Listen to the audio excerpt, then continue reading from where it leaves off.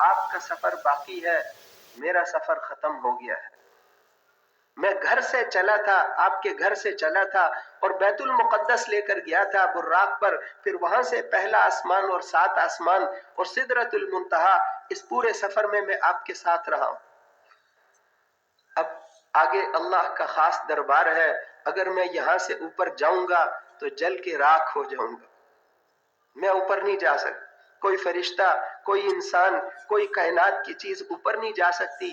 آپ کا سفر باقی ہے. ایک پالکی لائی گئی، ریشمی پالکی، اس پہ آپ کو بٹھا کر اوپر لے گئے اور آگے لے گئے. وہاں پر التحیات للہ والصلوات والطیبات، آپ نے اللہ جل شانہ سے عرض کیا کہ جانی مالی بدنی عبادتیں آپ کے لیے لے کر آیا ہوں. اللہ جل شانہ نے فرمایا السلام علیک ایھا النبی ورحمۃ اللہ وبرکاتہ. تو آپ نے امت کو نہیں بھلایا، السلام علینا وعلی عباد اللہ الصالحین، امت کو بھی شریک کر لی. اب اتنی بڑی شان اللہ جل شانہ کی قدرت دیکھو.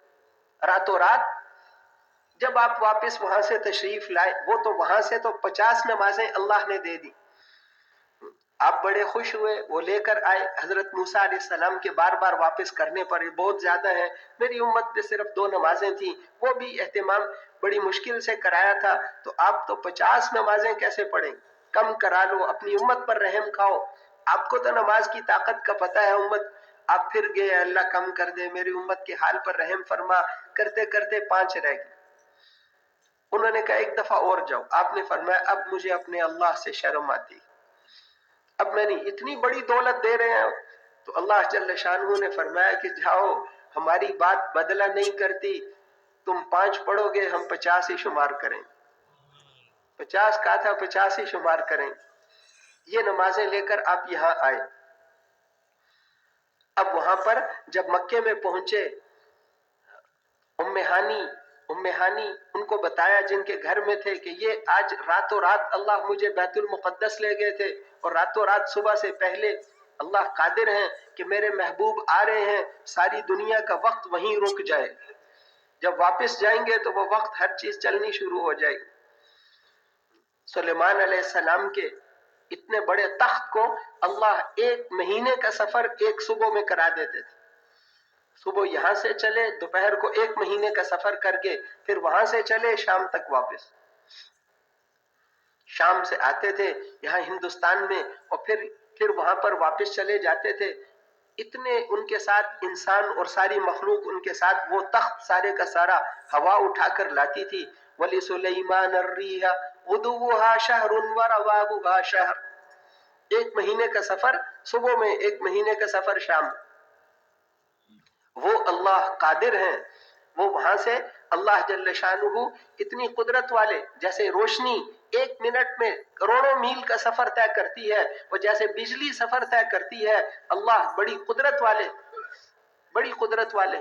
اللہ جل شانہ آپ کو لے گئے، لے آئے.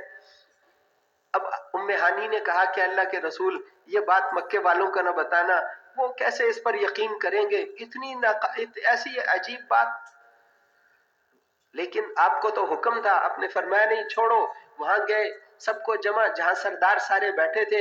اے ابو جہل، اے فلاں، آج رات کو میرا اللہ مجھے یہاں سے بیت المقدس لے گیا اور وہاں سے آسمانوں پر لے گیا اور راتوں رات واپس بھی لے. اب وہ لوٹ پوٹ ہوں، ہنسے. انہوں نے کہا کہ آج تو سارے مان جائیں گے کہ یہ باتیں ہی صحیح نہیں کرتے. پھر وہ اٹھ کر حضرت ابوبکر کے پاس گئے کہ آج بھی بات مان جاؤ گے، ہمیشہ ان کی بات مانتے ہو. آج تو وہ کہتے ہیں راتوں رات یہاں سے بیت المقدس مجھے میرا اللہ لے گیا تھا. تو انہوں نے پوچھا کہ انہوں نے یہ بات فرمائی ہے کہ ہاں فرمائی ہے. تو انہوں نے کہا کہ انہوں نے سچ فرمایا. کہ آج بھی مان جاؤ گے؟ ان کا بے شک آج بھی مان جائیں. جبرائیل علیہ السلام ان کے خادم ہیں، وہ جب 1 منٹ میں آسمانوں پہ چلے جاتے ہیں، آ جاتے ہیں، تو اللہ کے رسول کو اللہ لے گئے تو کون سی بات. تو اللہ بڑی قدرت والے ہیں، بڑی قدرت والے ہیں. راتوں رات آپ کو لے گئے، راتوں رات لے آئے. اللہ جل شانہ قدرت والے ہیں. اس اللہ سے تعلق بنا لو، یہ ساری کائنات اس کے تابع ہے، اللہ اس کو تمہارے تابع کر دے. جو اس 5-6 فٹ کے جسم کو اللہ کے حکم کا پابند بناتا ہے، اللہ اس ساری کائنات کو اس کے تابع کر دے۔ اس آدمی کی بات ویسے مانو جیسے میری بات مانتے، جیسے میری بات مانتے۔ صحابہ کرام جنگل میں چھاؤنی بنانی تھی، انہوں نے ضرورت پیش آئی، مقامی لوگوں نے کہا کہ یہ بہت خوفناک جنگل ہے، بڑے خطرناک جانور اس میں رہتے، سانپ بچھو ساری چیزیں، سالوں لگ جائیں گے اس کی صفائی کرنے میں، یہ فکر چھوڑ دو۔ تو انہوں نے کہا ہم تمہارے جیسے آدمی نہیں ہیں، ہم تمہارے جیسے آدمی نہیں ہیں۔ امیر صاحب نے درخت پہ چڑھ کے اعلان کر دیا کہ ہم حضور صلی اللہ علیہ وسلم کے صحابہ ہیں، یہاں چھاؤنی بنانے کا ارادہ کیا ہے، اے جنگل کے جانوروں اس جنگل کو خالی کر دو۔ اس اعلان کے بعد جو ہمیں ملا ہم اس کو پھر مار دیں گے، پھر نہ کہنا کہ ہمیں بتائے بغیر مار دیے۔ اب لوگوں نے دیکھا، مقامیوں نے، کہ وہاں سے سانپ بھی جا رہے ہیں، بچھو بھی جا رہے ہیں، شیر اور چیتے بھی جا رہے ہیں، سارے حیوانات وہاں سے انہوں نے ایسا جنگل خالی کر دیا، اگلے دن تک سارا جنگل خالی تھا۔ وہاں چھاؤنی بنائی ہے ساری دنیا کو اللہ نے، اب ان کی آواز انہوں نے کیسے سمجھی؟ اللہ کا نظام ہے، ساری دنیا آپ کے تابع ہو جائے گی، ساری دنیا تابع ہو جائے گی۔ پانی کو خط لکھ رہے ہیں، یہ پانی بھی تابع، وہ دریا کو خط لکھا، یہ خط عمر ابن خطاب کی طرف سے ہے جو امیر المومنین ہے دریائے نیل کے نام۔ وہ اصل میں ایک دعا کی شکل تھی، اگر تو اپنی مرضی سے چلتا ہے تو اس کو لکھا اس میں خط میں کہ بالکل نہ چلو، ہمیں تمہاری کوئی ضرورت نہیں ہے، اور اگر اللہ تمہیں چلاتے ہیں تو ہم اللہ سے درخواست کرتے ہیں کہ اللہ تمہیں چلا دے۔ ایسا چلا ہے کہ آج تک وہ پانی کبھی کم ہی نہیں ہوا، ہر چیز ان کے تابع کر دی تھی۔ آگ نکلی وہاں سے، مدینہ منورہ سے آگ نکلی ایک پہاڑی سے، حضرت تمیم داری رضی اللہ عنہ، ان کو حضرت عمر ان کے پاس آئے، فرمایا کہ اٹھو جا کر آگ بند کرو، پانی ڈالنے کی ضرورت ہی نہیں، آدمی رکھے ہوئے ایسے چھپا چھپا کے، کہ تمہیں اسی وقت کے لیے ہم نے رکھا ہوا تھا۔ کہ امیر المومنین میں کون ہوں، میری کیا حیثیت؟ کہ نہیں چلو، کہ اچھا ٹھیک ہے، پھر چادر مونڈے پر رکھی اور چل پڑے۔ وہاں پہنچ کر حضرت عمر بھی پیچھے پیچھے، کیا کرتے ہیں یہ؟ وہاں جا کر اس آگ کو زور سے تھپڑ مارا کہ چلو، وہ ایسے گئی جیسے بکری والے کو بکری والا کسی نے مارا ہو، اور تھپڑ مار مار کے جہاں سے نکلی تھی وہیں گھسا دی۔ پیچھے وہ پہاڑی کے اندر چلے گئے، حضرت عمر باہر کھڑے رہے، وہ پہاڑی کے اندر چلے گئے۔ پھر جب واپس آئے حضرت عمر نے فرمایا کہ جس نے یہ منظر دیکھا ہے اور جس نے نہیں دیکھا ان کا ایمان کیسے برابر ہو۔ آگ بند کر لی، ہر چیز اللہ نے تابع کر دی تھی۔ اللہ جل شانہ شیر ان کو راستہ بتا رہے ہیں، شیر راستہ بتا رہے ہیں۔ حضرت عبداللہ ابن عمر رضی اللہ عنہما راستے میں جا رہے تھے تو پھر دیکھا ایک جگہ رش ہے، کیا بات ہے؟ کہ جی راستہ بند ہے، شیر بیچ میں آ کے کھڑا ہو گیا۔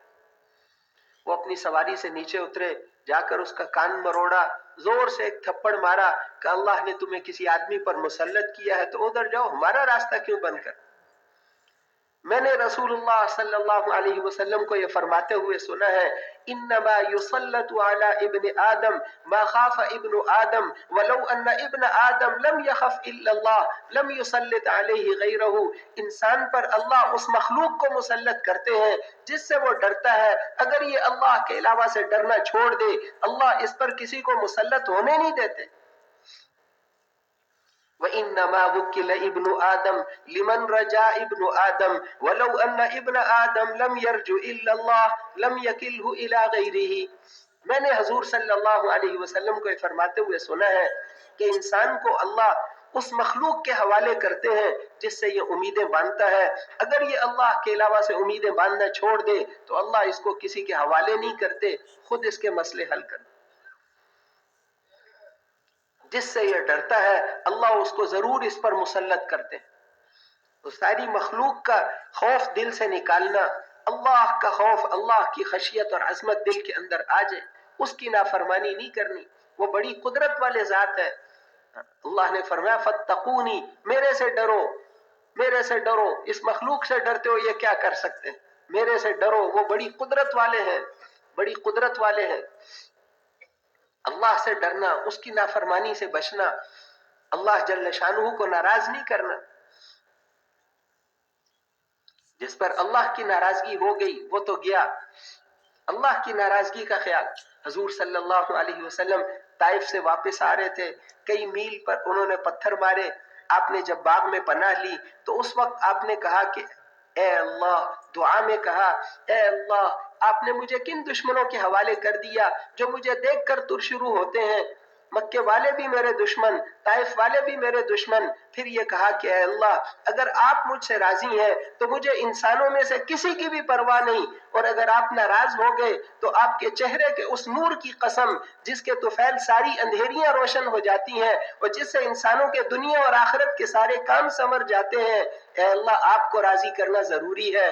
جب تک کہ آپ راضی نہ ہو جائیں، وَلَكَ الْعُتْبَى حَتَّى تَرْضَى وَلَكَ الْعُتْبَى حَتَّى تَرْضَى، اے اللہ آپ کو راضی کرنا ضروری ہے جب تک کہ آپ راضی نہ ہو جائیں۔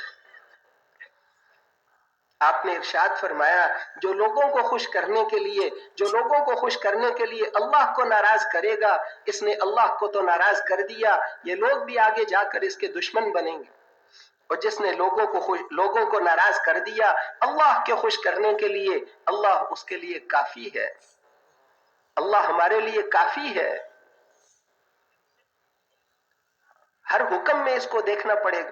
جیسے مثال کے طور پر پردہ ہے، شرعی پردہ ہے، یہ اللہ کا حکم ہے۔ پردہ کرنا، چچا زاد، مامو زاد، پھوپھی زاد، خالہ زاد، یہ جتنے کزن ہیں اور جتنے ان سے پردہ کرنا واجب ہے، ضروری ہے۔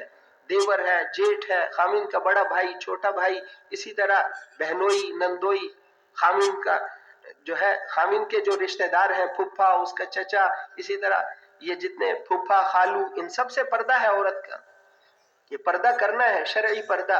اب یہ قریب کے رشتہ دار اگر دیندار نہیں ہوتے نا تو یہ عورت کو کہتے ہیں کہ تم اگر ہم سے پردہ کرو گی تو ہم آئندہ تمہارے گھر نہیں آئیں، ہم ناراض ہو جائیں گے۔ ادھر یہ کہہ رہے ہیں، ادھر اللہ کہہ رہا ہے کہ پردہ نہیں کرو گی تو میں ناراض ہو جاؤں، حکم توڑو گے تو پھر ناراض ہو جائیں گے۔ اب اللہ کے نبی کیا فرما رہے ہیں، جس نے لوگوں کو خوش کرنے کے لیے اللہ کو ناراض کر دیا تو اللہ تو ناراض ہو گئے، یہ بھی آگے چل کر اس کے دشمن بنے۔ اور جس نے اللہ کو خوش کرنے کے لیے لوگوں کو ناراض کر دیا، اللہ اس کے لیے کافی ہے، اللہ کافی ہے۔